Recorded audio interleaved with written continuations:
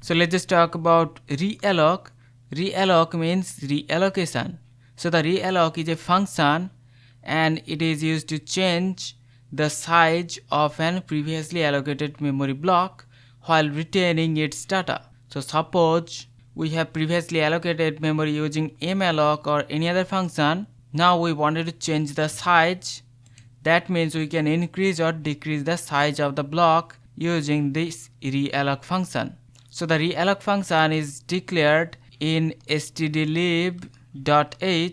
So the syntax of the realloc is that first of all this also returns one void pointer. So the realloc takes two parameters. So first one is a pointer to the previously allocated memory, and the second parameter is the new size of the memory block that we wanted to allocate.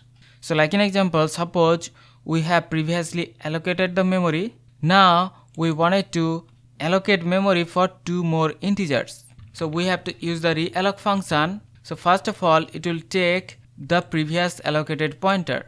So we have to pass the previous allocated pointer ptr, and the second parameter is the new size of allocated memory. So because we wanted to allocate memory for two more integers, so 2 times the size of integer, and then it will return one pointer. So the realloc will allocate memory for two more integers and it will return one pointer.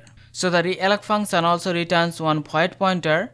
Now if we try to allocate using the realloc function, and if the memory allocation is successful, then it will return pointer to the first byte of the block. So if the memory allocation fails using the realloc, in that case it will return null.